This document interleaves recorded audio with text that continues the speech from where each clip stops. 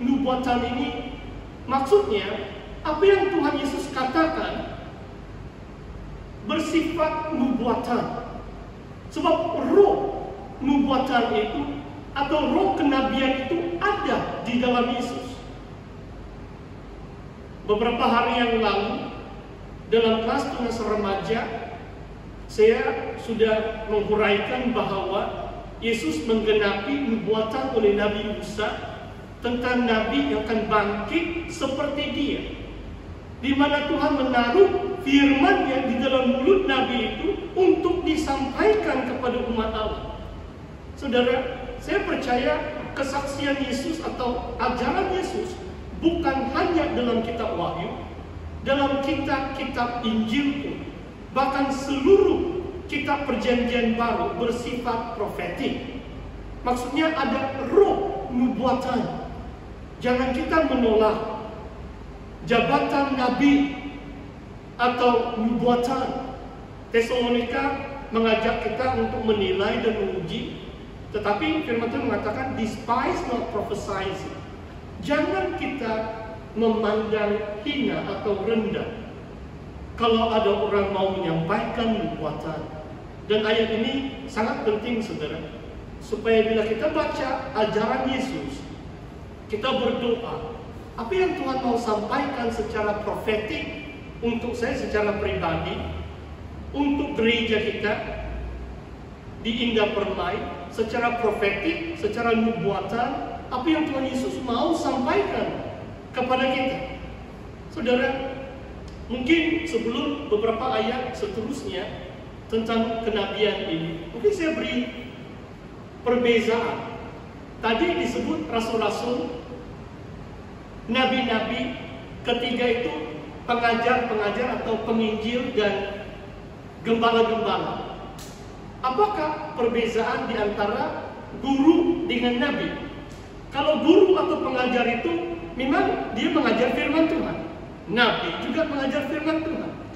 Apa perbezaan di antara seorang nabi dengan seorang pengajar kedua jabatan ini? Seorang nabi dengan guru. Mungkin saya beri contoh, beberapa minggu yang lalu, mungkin dari hari Christmas sampai 2 minggu yang lalu, saya ada sebut tentang kenapa Yesus pindah dari Nazaret ke Kapernaum. Dalam Injil Matius 4 jelas mengatakan Yesus pindah. Kampung halamannya adalah Nazaret di bagian pedalaman. Dipindah di kota yang lebih besar, di pinggir Danau Galilea, berdekatan kota-kota yang lain, sebab dia mau menjangkau bangsa-bangsa lain. Galilea disebut wilayah bangsa-bangsa lain. Kalau guru itu mengajar bagian firman Tuhan itu, mungkin setakat itu, guru itu akan menjelaskan, ya Yesus pindah. Seperti yang saya katakan tadi. Kalau profetik, sebagai nubuatan atau profetik, apakah maksudnya untuk gereja kita saat ini atau hari ini? Dan saya coba jelaskan bahwa kalau bagi saya, kita yang berada di kota Kinabalu adalah seperti Kapernaum, seperti tempat pelayanan Yesus. Di kota Kinabalu merupakan pusat ibu kota negeri Sabah. Kota Kinabalu merupakan wilayah atau daerah bangsa-bangsa lain. Berbilang suku kaum dan bangsa menetap di kota Kinabalu. Ada peranan kita, ada misi dan visi Tuhan untuk gereja kita menjadi terang di kota Kinabalu, khususnya untuk menjangkau bangsa-bangsa. Saya tidak tahu, mungkin waktu saya sampaikan sampai hari ini pun saya kurang pasti, sebab bukan senang menyampaikan sesuatu yang saya percaya adalah dari isi hati Tuhan, seperti beberapa firman Tuhan kan. Biasanya nabi itu ditolak sebab manusia tidak dapat terima apa yang Tuhan mau sampaikan kepada mereka. Saudara, saya akan memberi rumusan, sebab itulah saya katakan ini part 1, bab 4 dari ayat 7 sampai 17 cukup banyak, jadi saya tidak akan menguraikan semuanya. Slide yang seterusnya, saudara, saya mau jelaskan sekarang hubungan di antara Rasul dan Nabi. Dan untuk jemaah Indah Permai, saya cukup menyadari bahwa kalau melalui satu khotbah, kalau apa yang saya sebut kurang jelas, kamu boleh hubungi pastor. Itulah kelebihan kamu. Kalau orang lain mungkin 3 hari baru saya balas. Kalau jemaah Indah Permai dalam 3 jam lah, mungkin bukan 3 menit saya terus balas. Kamu ada priority, pastor pasti balas. Kalau kamu keliru, apa yang saya sampaikan atau firman Tuhan hari ini, saya tahu bukan senang.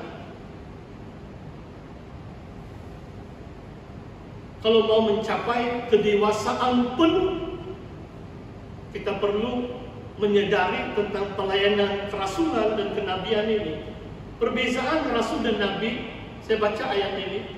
Jika seorang yang menganggap dirinya Nabi atau orang yang mendapat karunia rohani, ia harus sadar bahwa apa yang kukatakan kepadamu adalah perintah Tuhan. Tadi dalam 1 Korintus 12 ayat 28, di jemaah itu Rasul itu pertama, Nabi itu kedua. Jadi kalau orang itu pikir dia Nabi, dia harus tunduk kepada ajaran Rasuli. Bagaimana kita menilai kalau ada orang datang, oh ini saya Nabi ini, dan dia mengajar, wah beberapa hari ini saya menonton ini di Amerika Syarikat. Kalau pandangan tentang kitab Wahyu pun, wah luar biasa, macam-macam ini begini. Kalau kamu tidak mahir dalam kitab Wahyu, mungkin kamu keliru. Lebih baik jangan menonton. Daripada menonton, kamu semakin bingung, bukan semakin mendapat pencerahan, tetapi semakin bingung.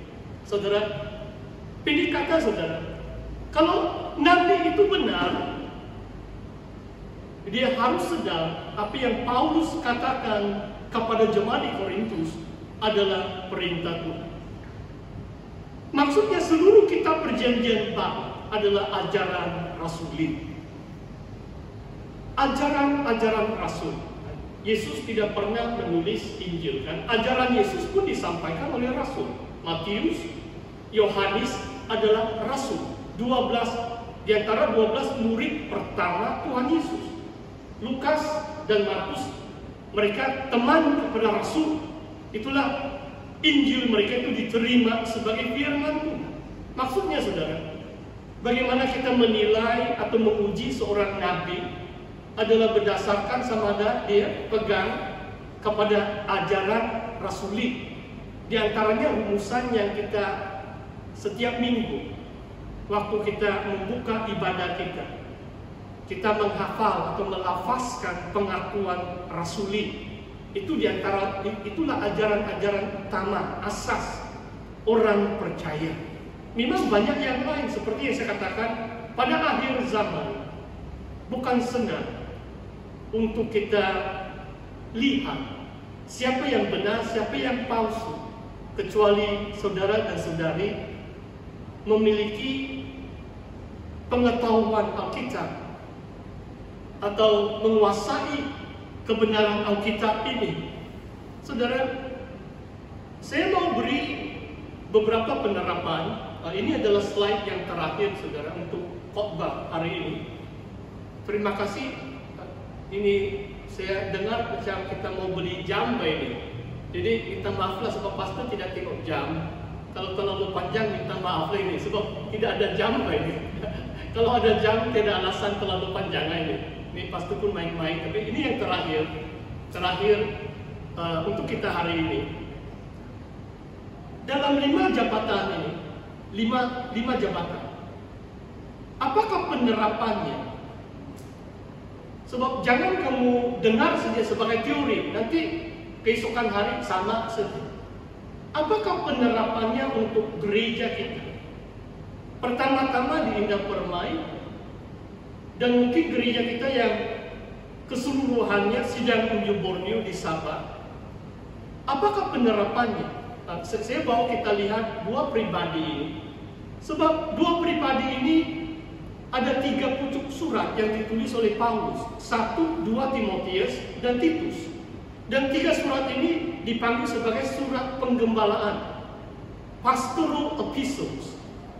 Timotius dan Titus adalah gembala di dalam kota. Yang pertama di Efesus, Timotius, di Titus di Kreti, satu pulau di dekat Yunani waktu itu. Dan mereka ditempatkan oleh Paulus untuk melayani, menjadi gembala. Dan dalam 2 surat ini ada persyaratan tentang penetua atau penilik. Penilik dan penetua itu sama. Dan ada persyaratan tentang diakon. Dan saya percaya firman Tuhan ini, dan mungkin saya akan huraikan minggu-minggu yang akan datang, sebab kita akan adakan mesyuarat agung tidak lama dalam bulan Maret, kalau Tuhan izinkan, kalau keadaan COVID sudah reda.